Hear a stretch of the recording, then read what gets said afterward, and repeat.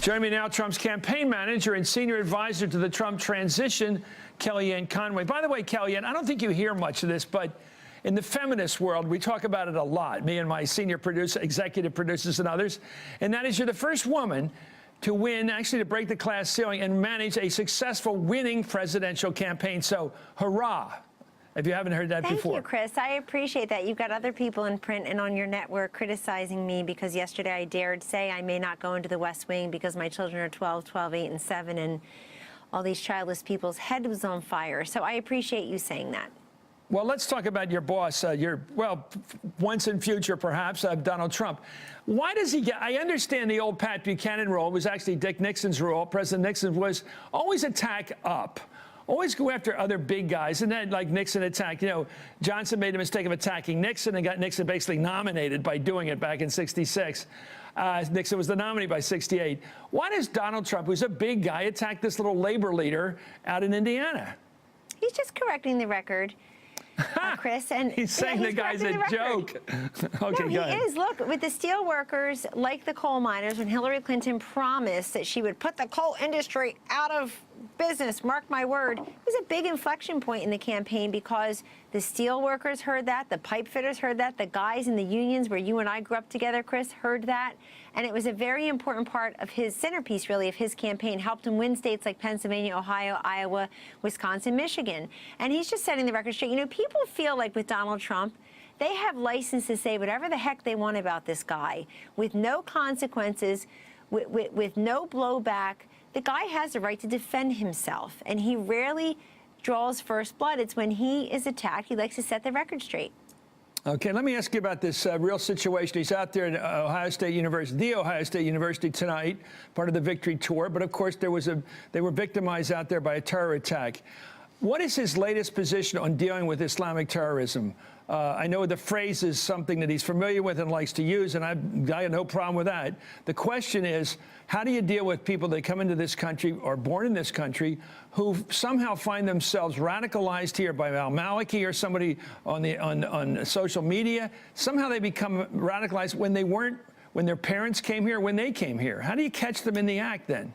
Well, and that's what happened in Orlando, really. You have the lone wolf terrorism, you have the lone wolf program that I don't think is as good as it could be, or Omar Mateen would have been stopped.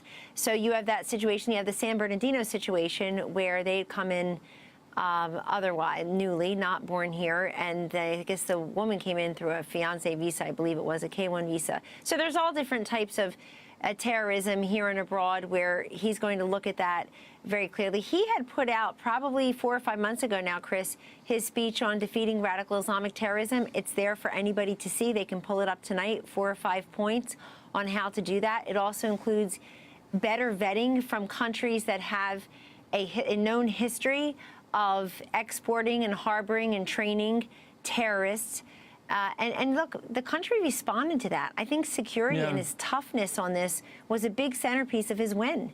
But what do you do about people who are American, as you and me? They grow up, maybe their parents came from somewhere in the Mideast, but they went to school, got along with everybody, and things went wrong for them in life in some cases. They felt like misfits in this country. They got angry, and they did terrible things. They committed terrorism. How do you stop that, or is that just an unanswerable question?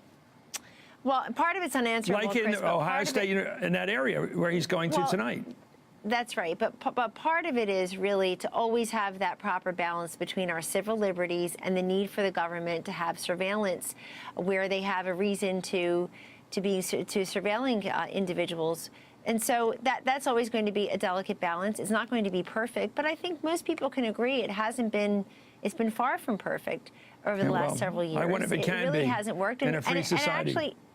And it actually hasn't gone well in Europe either. I mean, look what's happened there. The idea that President Obama referred to ISIS as contained and no longer advancing, and the JV team shortly before they enacted some of their murderous savagery. The idea that Hillary Clinton referred to them in her convention speech in our Philadelphia, Chris, as, quote, our determined enemies. Why not just call them what they are? Murderers, savages. She referred to pro-life Republicans as terrorists. She doesn't refer to the terrorists as terrorists. No wonder she lost.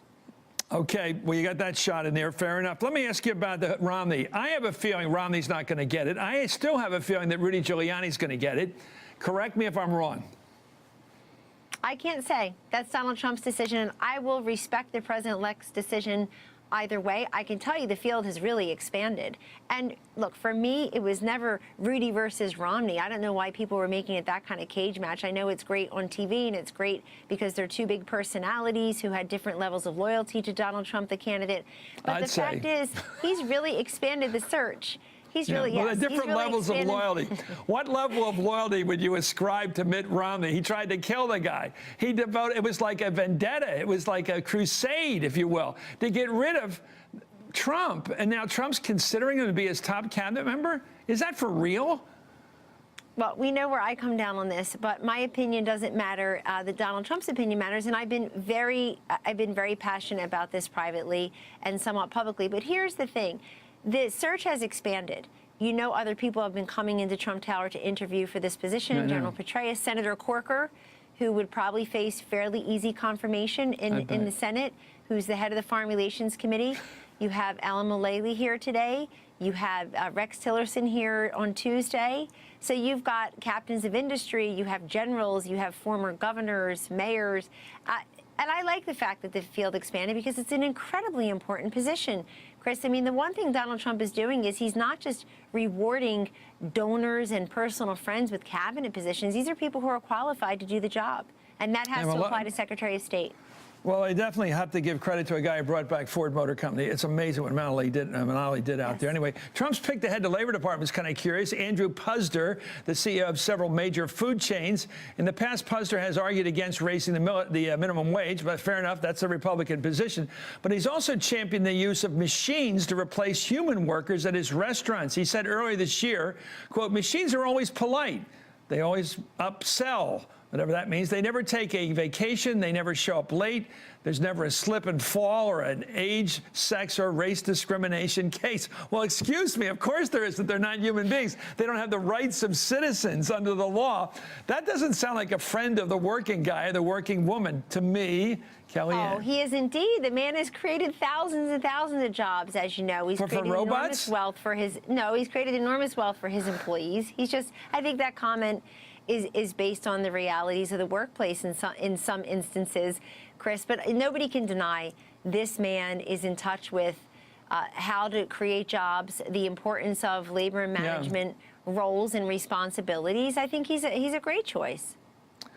Okay, we're going to talk later about this artificial intelligence thing, because I don't like going through LaGuardia Airport, which I do like LaGuardia Airport. I don't like going through there and seeing every single job that used to be serving you a donut or a coffee replaced by a little computer thing. And you know what I'm talking about. It's this. I get it. It's very troubling. Anyway, it's also very embarrassing when it's also very embarrassing when you can't figure out how to do it.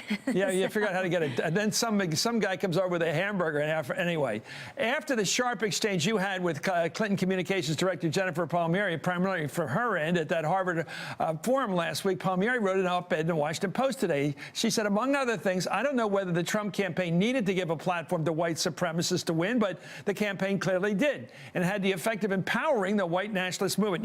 I think they call it law, your surrebuttal, your final rebuttal to the op-ed piece, which was a rebuttal to what you and to what your campaign did. Is this going to end? Ask Jen Palmieri that, because she's writing an op-ed. Somebody else in the Washington Post today has a scathing headline about me, which is not true, but did lead to some death threats today. So that'll be on their doorstep. The fact is that this campaign ran a race where we reached into those working class voters who felt like they were the forgotten man or forgotten woman. They were the base of our support. We also managed what could have been bigger deficits among women. Since we were running against the first female president, we figured out a way to reach women in our messaging. Otherwise, how in the world do you explain Hillary Clinton only getting about 55, 56% among women and not 60, 65%, Chris, where she would have won? We ran the tables among union households, among rural voters. We did much better with white women,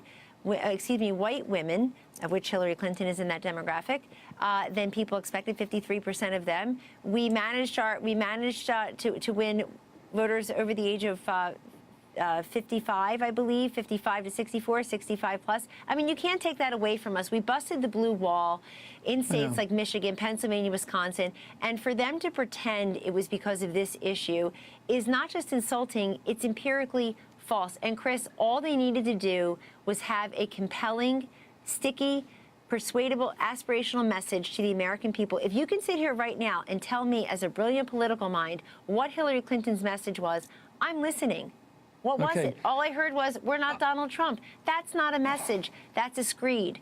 They lost. Well, that's right. By the way, James Carville said that on election night right here when I was sitting with Rachel and Brian. And look, scapegoating, white supremacy, scapegoating, Jim Comey, Russian interference, fake news, Bernie Sanders, he had the audacity to run. Why did he do that? How about he won 22 states and 13 million voters, and they never fully assimilated him back in?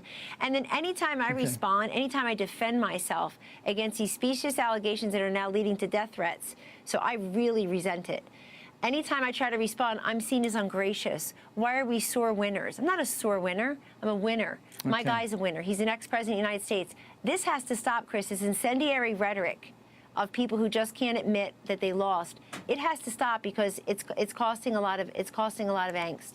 I agree with you. I also hope that, and I don't think you have any control of this, I hope the racists and the bad guys and the white nationalists stay away from your inauguration, because they will show up with the Confederate battle flag. They'll be bombing around the city. You can know that'll happen. You don't want it to happen. I know you don't. And Chris, I really hope that the rabble-rousers, the protesters on both sides stay away. In other words, this is a president who is trying to reach out. He's working with the current president. He works with Secretary Clinton. She didn't just congratulate him on election night. I was right there. He was on my phone. She conceded to him. And it's time for people 1 month later who just can't get over the election result to realize that he is their president, and that take a clue from Hillary Clinton, take a clue from President Obama.